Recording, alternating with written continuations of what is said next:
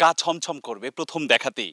প্রকৃতির এক অপার সৌন্দর্য যেমনি এখানটাতে রয়েছে, তেমনি আবার রয়েছেন নানান অলৌকিকতার গল্প মানুষের মুখে মুখে। আমরা আজ এসেছি বরিশাল শহরের খুব কাছের একটি এলাকা, সদর উপজেলার চাঁদপুরা।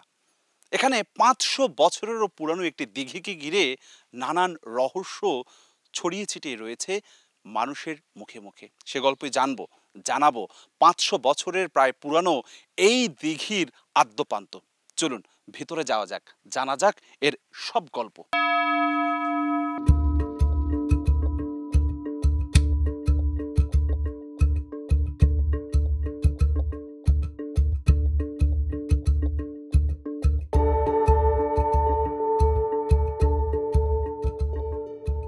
অনেকটাই লোকচক্ষুর অন্তরালে বরিশালের এই গজনীর দিঘি। শহর থেকে মাত্র কয়েক কিলোমিটার দূরে এমন সবুজে ঘেরা নির্জন পরিবেশ মনকে মুহূর্তেই শান্ত করে দেয়।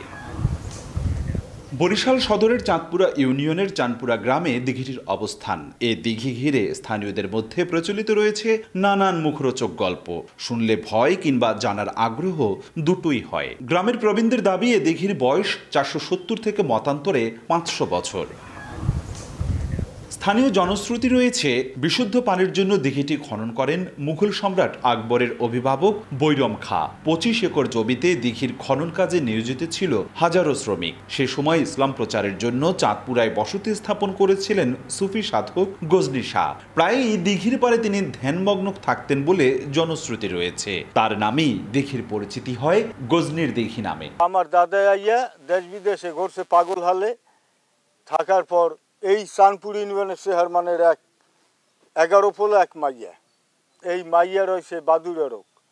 এই শেষে ওনারে আনিয়া গোমা কেষ্টকাটি করে আনিয়া এই জমিদারে এই ওনার এই মাইয়ার রোগ ভালো করছে। ভালো করার পর এই শুনছে যে উমুকখানে একটা ডিগি আছে, হ্যাগোই এই জমিদারে এই ডিগি দেখাইয়া সাইড পার ঘুরিয়ে পশ্চিম পাড়ে বইছে, আমি আর যেমন এখানেই থাকবো।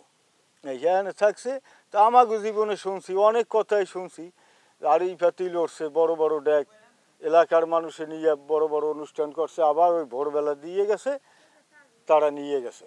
সোনার নাও সোনার বইটা এই যে পূর্বপুরুষে ছিল, এখন আছে কিনা তা জানি না। গজনী মল্লিক সে আবার হইলে মুরুম খার বাগনা, বুঝলেন তো? বাগনার কেছিল বাগনা ডিগ্রিটা তো কাটাইছি, তাই তুই যাইয়া ডিগ্রিটা বরিয়া ই করিয়ায়। হ্যাঁ, তাই সেই সময় ডিগ্রিটা ও বর্তে আইসে, যখন ধান দুপুরে লইয়া বর্তে আইসে ওই সময় বুড় ওই গজনী মল্লিকের এই ডিগ্রিতে লইছে, বুঝলেন?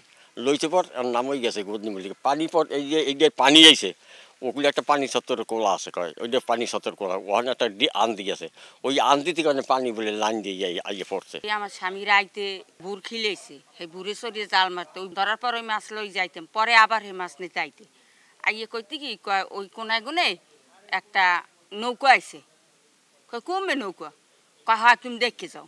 হেবার আইতাম, দেখতাম কি এই পুজো কোনার দিয়ে ছাড়তে আর ওই ঘাট পর্যন্ত যাইতে, ওখানে যাইয়ে নৌকা ডুবি যাইতে।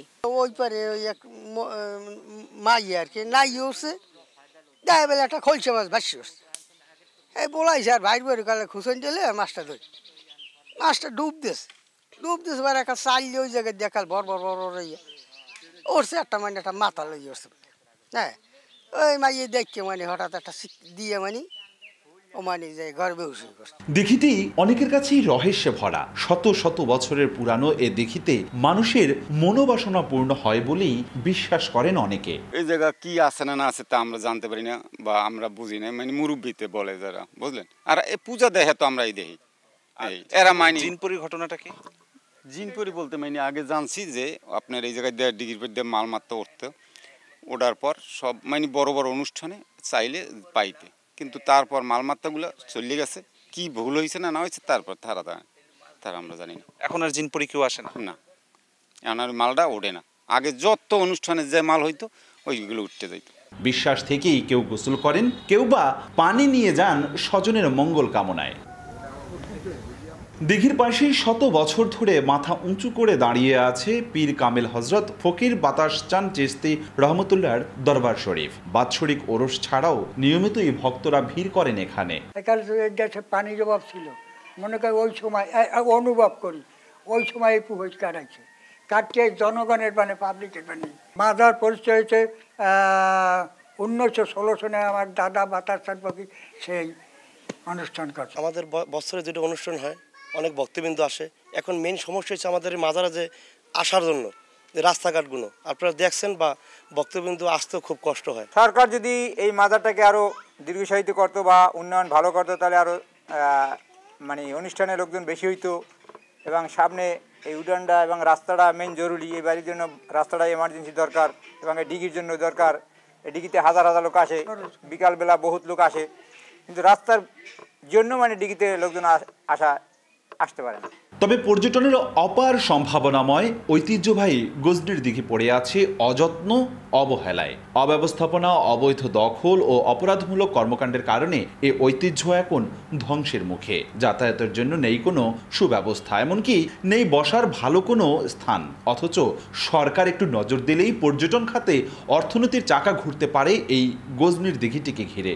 আমাদের বাড়ির এই পাশ থেকে এবং দক্ষিণ পাশ থেকে রাস্তা গেছে, তো এই দিঘির পাড়ে ঢোকার জন্য যে কত হাফ কিলো রাস্তা হবে, এই রাস্তাটুকু বাদ রাইখা পাশের থেকে রাস্তা গেছে, তো মানুষজন এদিকে ঢুকতে পারতেছে না। এই যে গজদিন দিঘিতে 4টে পাড়ে সবাই ঘুরতে আসে, ঘোরার জন্য বসার জন্য একটা ভালো ব্যবস্থা করে দিত, মানুষ বসতে পারতো, ঘুরতে পারতো, কত সুন্দর আলো বাতাস, ভালো লাগতো। এটা সম্পূর্ণটা এখন অনুন্নত এবং কিছু কিছু জায়গা দখল হয়ে আছে। সরকার যদি এখানে উদ্যোগ নেয় তাহলে একটি ভালো সুন্দর একটি পর্যটন স্পট হবে এবং এটি দৃষ্টিনন্দন। তখন দেখা যাবে যে দূর দূরান্ত থেকে দেশি বিদেশি পর্যটকরাও এখানে আসবে। স্থানীয়রা বলছেন, দিনে দিনে দিঘির সৌন্দর্য যেমন হারাচ্ছে, তেমনি হুমকির মুখে পড়েছে এর নিরাপত্তাও। ফলে এই পর্যটন এলাকা থেকে বিমুখ হচ্ছেন ভ্রমণ পিপাসুরা। তবুও বিশেষ পালা পার্বণ কিংবা ছুটির দিনে প্রকৃতির সাথে প্রাণে প্রাণ মেলাতে অনেকেই ছুটে আসেন এখানে। শহরের রূপাতলী হয়ে বরিশাল বিশ্ববিদ্যালয়ের সামনে থেকে ভোলা রোড যেতেই চাঁদপুরা ইউনিয়নে এই দিঘি। অপূর্ব অপু, সময় সংবাদ, বরিশাল।